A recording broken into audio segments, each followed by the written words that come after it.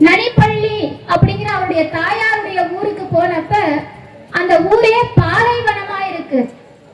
அப்படிப்பட்ட பாலைவனத்தை தன்னுடைய பதிகத்தினாலே நெய்தல் நிலமாக மாற்றி அருளினார் திருஞான சம்பந்தர். பாடினால் மழை வரமும் திருவாசகம் இல்லாத வீடே இருக்கக்கூடாது. நீங்க படிக்க கூட தேவையில்லை. அந்த தேவாரத்தையும் திருவாசகத்தையும் உங்க வீட்டுல வாங்கி வச்சு பாருங்க. நீங்க படிக்க வேண்டாம், அந்த புத்தகத்தை மட்டும் வாங்கி உங்க வீட்டுல வைங்க. அதை படிக்க உங்க வம்சத்துல ஒரு குழந்தை ஜனனம் எடுத்து வரும். அவர் எத்தனையோ அதிசயங்களை நமக்கு செய்து காட்டி இருக்கிறார். எத்தனையோ அதிசயங்கள். குன் பாண்டியனுடைய வெப்பு நோய் தீர்த்தது இந்த மண்ணிலே, பாண்டிய மண்ணிலே. சித்திரை பிரம்மோற்சவத்துல அது ஒரு நாள் விழாவாக கொண்டாடப்படும். சைவம் தலை தோங்க செய்தது, சமணர்களை இங்கிருந்து விரட்டியது, கழுவேற்றியது, எத்தனை அதிசயங்கள். நனிப்பள்ளி அப்படிங்கிற அவருடைய தாயாருடைய ஊருக்கு போனப்ப அந்த ஊரே பாலைவனமா இருக்கு. அப்படிப்பட்ட பாலைவனத்தை தன்னுடைய பதிகத்தினாலே நெய்தல் நிலமாக மாற்றி அருளினார் திருஞான சம்பந்தர். இதுல இருந்து என்ன தெரியுது? திருமுறை பாடினால் மழை வரும்.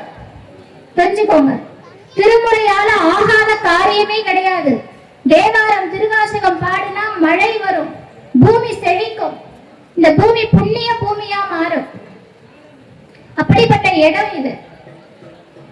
இறந்த பெண்ணை, அரவம் தீண்டி இறந்த பெண்ணை மீண்டும் உயிர்ப்பித்து எழுகிறார்.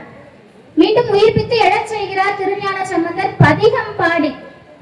எங்கேயும் இல்ல, இங்க நமக்கு தொண்டை நாட்டுல தான். சென்னையில எல்லாருக்கும் தெரியும் நினைக்கிறேன், மயிலாப்பூர் தெரியும் தானே, கபாலீஸ்வரர் கோவில்.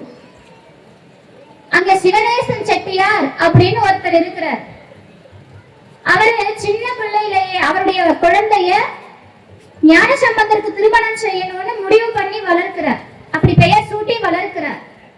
அந்த பெண்ணினுடைய பெயர் பூம்பாவை அப்படிங்கிறது அந்த பெண்ணினுடைய பெயர்.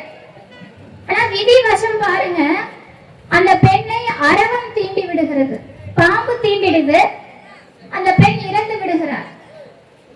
ஆனால் சிவனேசன் செட்டியார் என்ன செய்யறார்? அந்த பெண்ணினுடைய அஸ்தி, அந்த சாம்பலையும் எலும்பையும் அப்படியே வச்சிருக்கிறார். ஏன் அப்படின்னா, அந்த பொண்ணுக்கு திருஞான சம்பந்தரை திருமணம் செய்யணும்னு முடிவு பண்ணி வச்ச பொண்ணு அது. அப்படியே வச்சிருக்கிறார். பல காலம் கழித்து மயிலாப்பூருக்கு ஞான சம்பந்தர் அடியார்களோட போறார். அங்க போகும்போது அந்த அஸ்தியை கொண்டு வந்து, அந்த எலும்பும் சாம்பலமாக இருந்த அந்த குடுவையை கொண்டு வந்து சிவனேசன் செட்டியார் ஞான சம்பந்தர் கிட்ட காட்டுறார். ஞான சம்பந்தர் அதை பார்க்கிற, அங்கே பதிகம் பாடுறார். பதிகம் பாடுகிறார். மட்டிட்ட புன்னையும் காணல் மடநல்லார் மாமயிலை கட்டிட்டம் கொண்டான் கபாலீஸ்வரம் அமர்ந்தான், கட்டிட்டல் காணாதே போதியோ பூம்பாவாய் அப்படின்னு தொடர்ந்து பதிகங்கள் பாடுறார். அப்படி 11 பதிகம் பாடல் பாடுறார். அந்த பதிகம் பாடி முடிச்ச உடனே அந்த குடுவையில வெறும் சாம்பலும் எலும்புமாக இருந்த அந்த பெண் ஒரு அழகான ஸ்திரீயாக வெளியே வருகிறார். பருவ பெண்ணாக உயிர் பெற்று வருகிறார். இதை நிகழ்த்தி காட்டியது திருமுறை. இதை நிகழ்த்தி காட்டியது நம்முடைய தேவாரம், ஞான சம்பந்தருடைய தேவாரம், திருக்கடை காப்பு. இறந்த உயிரை கூட மீளச் செய்தது நம்முடைய தேவாரம். அப்படிப்பட்ட தேவாரம் பாடினால் நமக்கு என்னெல்லாம் கிடைக்கும் இல்லையா?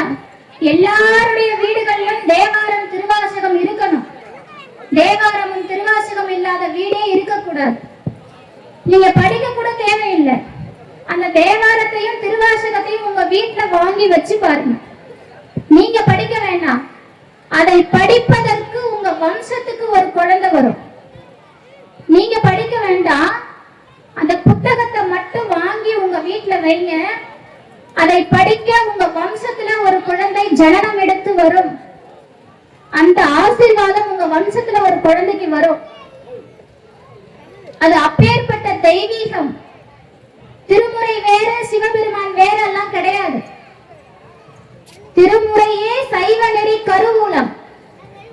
அதாவது திருமுறை அப்படிங்கிறது நம்ம எல்லார் வீட்லயும் இருக்க வேண்டிய நூல்.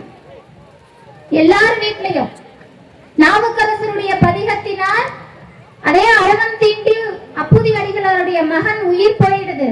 அந்த குழந்தையை நாவுக்கரசருடைய பதிகம் காப்பாற்றி தருது. இப்படி பல அற்புதம். முதலை உண்ட பாலகனை மீட்டு தருகிறார் சுந்தரமூர்த்தி நாயனார் அவிநாசியில. அது எப்படி கொடுக்கிறார் தெரியுமா? சிவபெருமானுக்கே கட்டளை போடுறார். அவிநாசியே கரைக்கால் முதலியை பிள்ளை தர சொல்லு காலனையே சிவபெருமானுக்கு கட்டளை போடுறார். சிவபெருமானுக்கு கட்டளை போட முடியுமா? முடியும். அடியார்களால சிவபெருமானுக்கு கட்டளை போட முடியும். அடியார்களுடைய கட்டளைக்கு அவன் வருவான்.